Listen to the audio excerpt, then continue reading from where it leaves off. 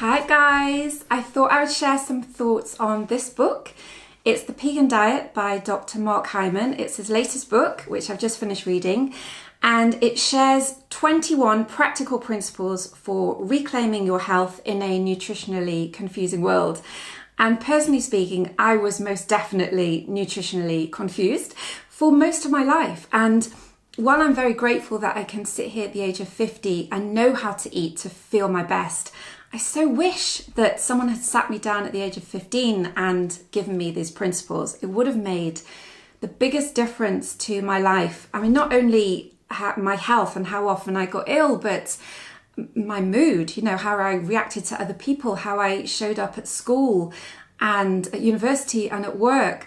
And if I think back to how I was at 15, I was someone who could barely get through a lesson at school without eating a chocolate chip chewy bar. I used to take a packet of 6 to school every day, and they were like oxygen for me because I was constantly starving.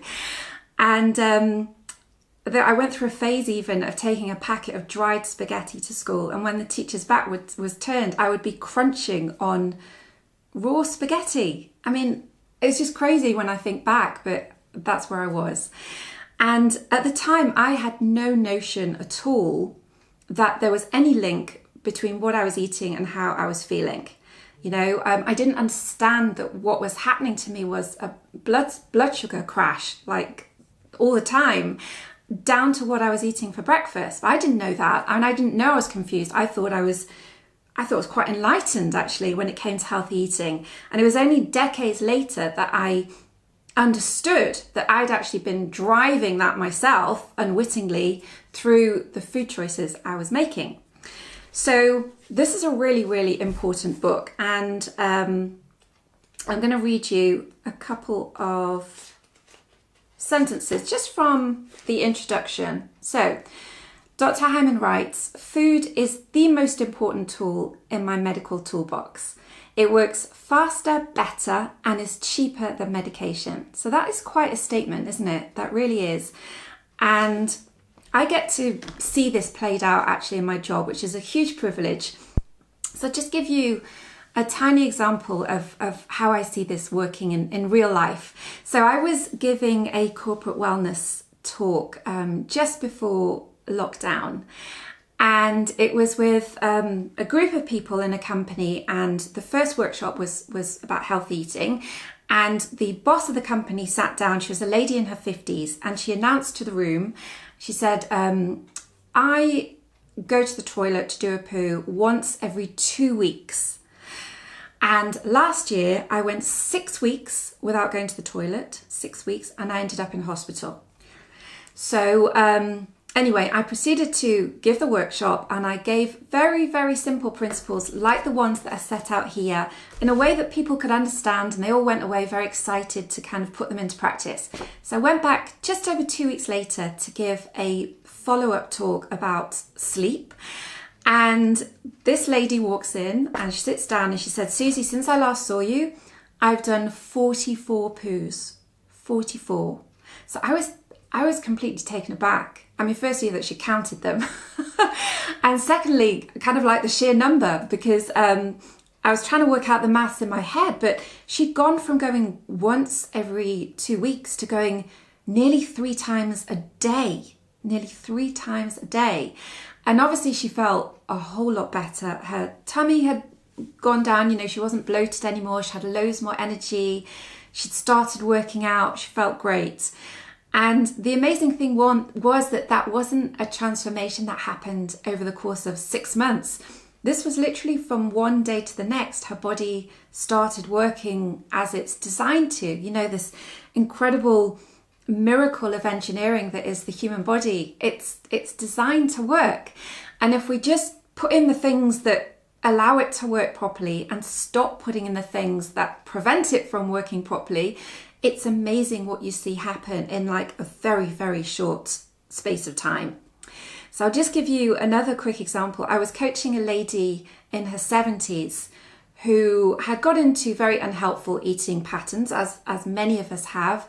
So she was terrified of fat, and she wouldn't touch any fat. In fact, she'd been kind of dieting in one way or another since about the age of 5.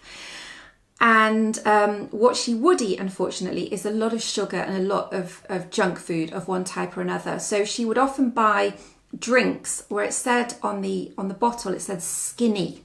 And in her mind, if it said skinny on the front of the bottle, that meant that it would make her skinny, which is very, very far from the case. So I gently got her eating some healthy fats. And actually one of the principles in this book is to have fat with every meal. It's such a simple thing and so simply written about, but it's so life-changing. So this lady started eating healthy fats, and one of those was tahini. So she'd never touched tahini before. Tahini is crushed sesame seeds, but I got her to try it because it's one of my favorite foods, because I grew up eating Lebanese food. So it's like a staple and I love it. I eat it by the bowlful. So she started making some small changes that, and I kind of held her hand through that, and she did really well. She got her blood sugar under control and she was able to reverse her type 2 diabetes. And one day she came to a session and she pulled out her bag and put on the table a jar of tahini and also a packet of her Prozac, her antidepressant pills. And she said to me, "Susie, I've started eating this and I've stopped taking these." So she kind of drew a connection between what she was eating and her mental health. And I do think that there needs to be a lot more awareness of this, because I think there's a real underappreciation of the connection between the two. And, I'm an EFT practitioner. That's emotional freedom technique, also known as tapping. And I would be the first person to say that if someone has got some sort of emotional block or a self-limiting belief or some unprocessed trauma that we pick up through life, that really needs shifting, and no amount of eating broccoli is going to do that. However, I do feel that we need to be far more aware of the link between what we're eating and our mental health. So I thought I'd share that little story with you. So on the subject of food labels, we really need to be wising up to what is going on with the food industry. And I say that as someone who used to work in the food industry for many years. I worked in PR for the food industry, so I kind of know it inside out. And I loved it. It was so dynamic, there was so much innovation, it was lots of fun. And I had a great time working with the food industry.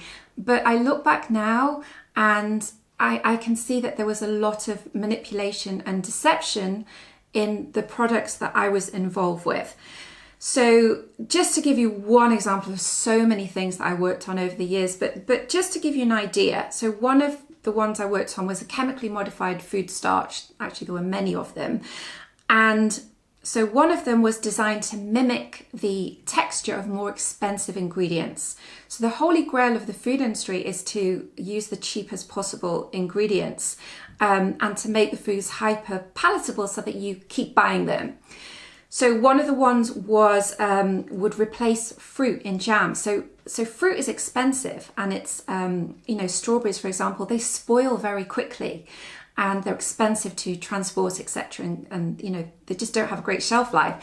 So this particular starch would be used in jam to kind of mimic the mouthful of strawberry. So you would think you're eating a strawberry, but in fact it wasn't. And another one that I worked on was a kind of soya isolate, again, a weird chemical ingredient that they would use to bind water into, say, a piece of ham. So you could inflate the price, but actually you're selling less ham. So the consumer thinks they're getting X weight of ham, but actually a lot of that is just water. So these are the sorts of things that just go on day in, day out. And the thing that I kind of know now about it all and that I share with people is that, really the front of the packaging it's just like lipstick on a pig. That's the best way I can describe it. It's like putting lipstick on a pig.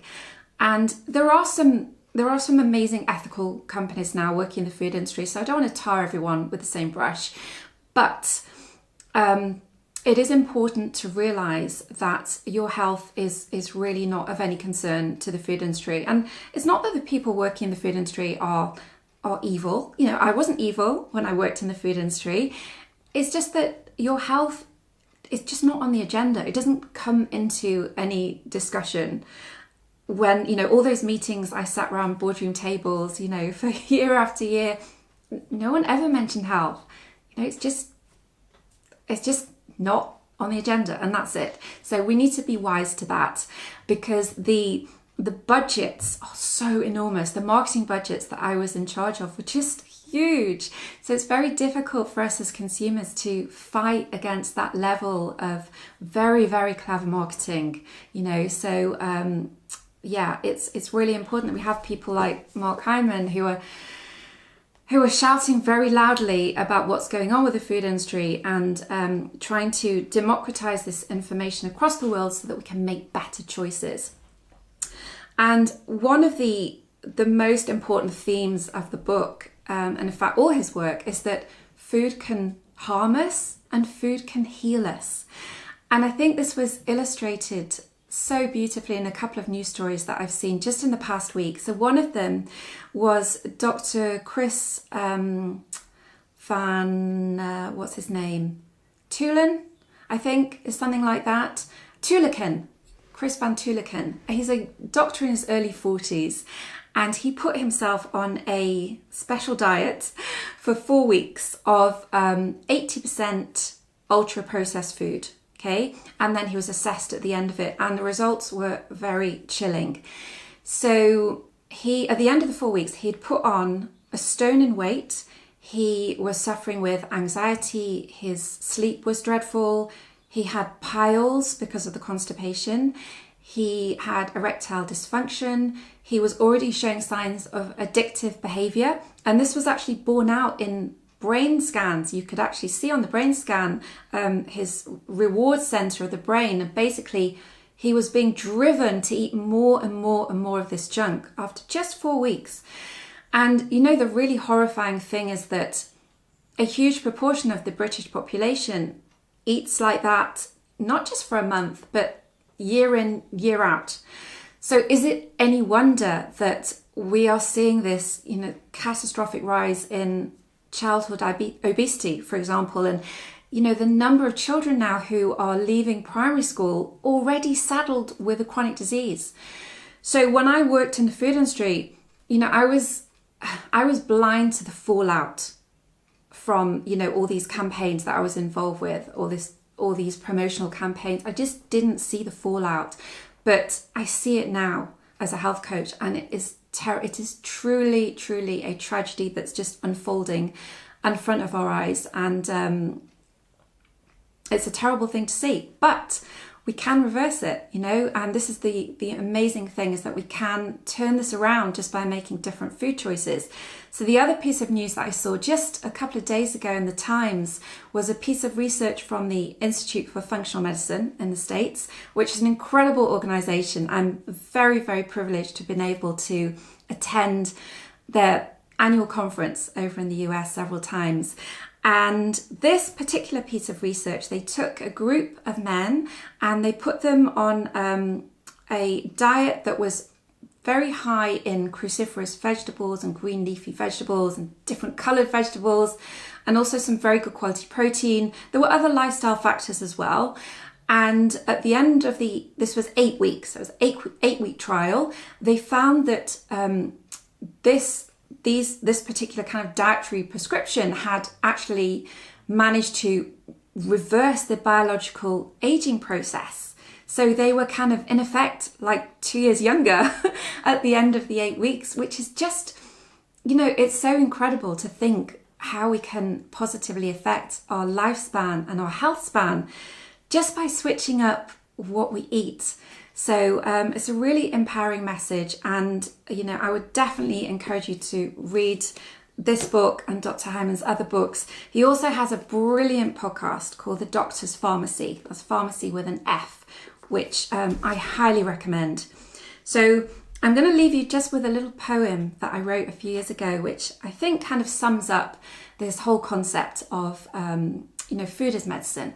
So it's called An Ode to Lifestyle Medicine, and it reads, "If what you eat has made you ill, you won't be cured with just a pill. So take a big pause and look to the cause. It's not about fate, it starts with your plate. So I made that into a fridge magnet. And if you like the poem, you can download it from my website, stick it on your fridge, and hopefully it will just give you a little bit of a nudge to remember that food can heal us. So I hope you found this useful. Thank you so much for watching. I'll see you soon.